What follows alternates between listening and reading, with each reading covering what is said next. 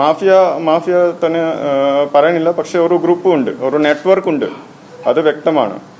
അവരെ ഡയറക്റ്റായിട്ട് ചെയ്യില്ലെങ്കിലും പല രീതിയിൽ അവരെ ആദ്യം ഡ്രോപ്പിംഗ് നടക്കും. ഡ്രോപ്പിംഗ് ചെയ്തതിനു ശേഷം ആരെങ്കിലും പിക്ക് ചെയ്തതിനു ശേഷം ഈ നമ്മുടെ കേരള സംസ്ഥാനത്തിലെ ഒരു ഡെലിവറി റീറ്റെയിൽ മാർക്കറ്റ് ആയിട്ട് ഉപയോഗിക്കാൻ അവർ നടപടിയെടുക്കുന്നു. മുമ്പത്തുള്ള കേസുകൾ നോക്കുമ്പോൾ അങ്ങനെ കുറെ നമുക്ക് സസ്പിഷൻ ഉണ്ട്, കുറെ കടുത്ത് വരുന്നുണ്ട്.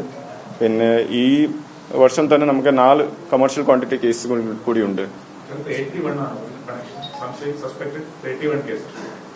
അല്ല കേസല്ല പറഞ്ഞത്, ഏജ് ആണ് പറഞ്ഞത്. 80 lakhs ട്രാൻസാക്ഷൻ ഉണ്ടായിരുന്നു റുപ്പീസ്. ഏജ് 25.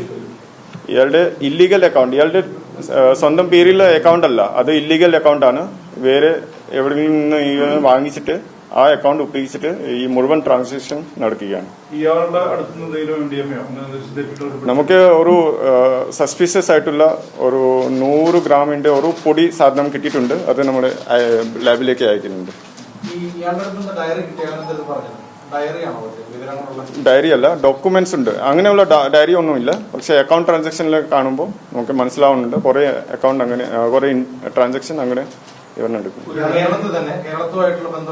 അപ്പോൾ പല സ്ഥലത്താണ് നമുക്ക് അത് വ്യക്തം, പിന്നീട് വ്യക്തമാണ്. മനസ്സിലായി.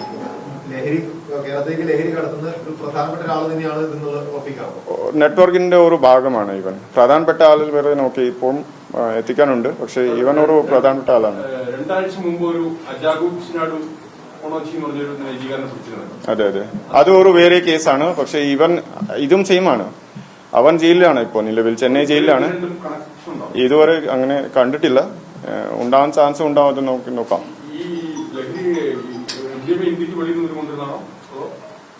അത് നമുക്ക് മനസ്സിലായിട്ടില്ല. പക്ഷെ അന്യ സംസ്ഥാനത്തിൽ നിന്ന് വരാൻ ഒരു സാധ്യതയുണ്ട്. അതെ, ഇവൻ ഈ മറ്റേയാൾ നൈജീരിയൻകാരനായിരുന്നു. ഇവൻ താൻസാനിയ സ്വദേശിയാണ്. പക്ഷെ ഈ ലഹരി എവിടെ നിന്ന് കടത്തി വരുന്നുണ്ട് അത് വ്യക്തമായിട്ടില്ല. പക്ഷെ ഒരു സാധ്യത ഉണ്ട്. തീർച്ചയായിട്ടും നമുക്ക് കുറെ സസ്പെക്ട് നമുക്ക് ഈ കേസിൽ തന്നെ ഉണ്ട്. അവർക്കും അറസ്റ്റ് ചെയ്യാനുള്ള നടപടി എത്ര പെട്ടെന്ന് എടുക്കുന്നുണ്ട്. അങ്ങനെ കുറച്ച് സസ്പീഷ്യസ് ആളുകളുണ്ട്. അത് ഇത് പേര് പറയാൻ പാടില്ല. അപ്പോൾ പക്ഷെ അങ്ങനെ നമ്മുടെ ഇൻവെസ്റ്റിഗേഷൻ ഭാഗമായിട്ട് കസ്റ്റഡിയിലെടുത്ത് ഇന്നലെ രാത്രിയായിരുന്നു. ഇൻട്രോഗേഷൻ ഒക്കെ നമ്മൾ ചെയ്തിരുന്നു. ഇനിയും ചെയ്യാനുണ്ട് കുറച്ച്, ബാക്കി അത് ചെയ്യും.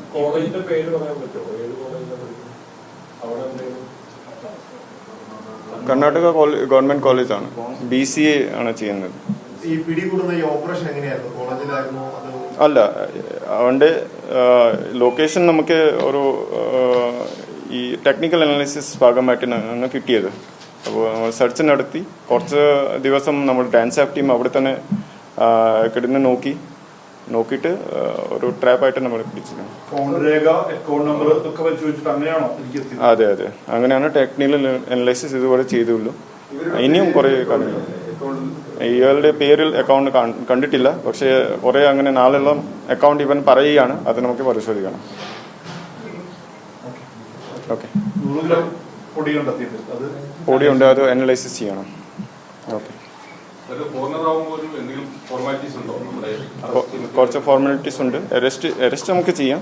ഇനി നമുക്ക് FRIയിലേക്ക് സൂചിപ്പിക്കണം, എംബസിയിലേക്ക് സൂചിപ്പിക്കണം. അത് അങ്ങനെ തന്നെയാണ് മാക്സിമം. ഈവൻ ലാവിഷ് ലൈഫ് സ്റ്റൈലാണ്, അതിൽ ചിലവാക്കും. കുറച്ച് ഈവൻ സ്വന്തം കയ്യിൽ വെക്കും, കുറച്ച് മറ്റുള്ള ലെവലിലേക്ക് അയക്കും. അങ്ങനെയാണ് കുറെ ലെവൽസ്. അത് ഇനി നമുക്ക് അന്വേഷിക്കാം. അത് വ്യക്തമായിട്ടില്ല. അതാണ് നമുക്ക് വ്യക്തമായിട്ടില്ല. ഇത് ഒരു ഘട്ടത്തിലുള്ള സോഴ്സാണ്.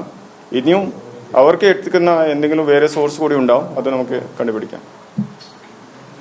Okay, thank you so much.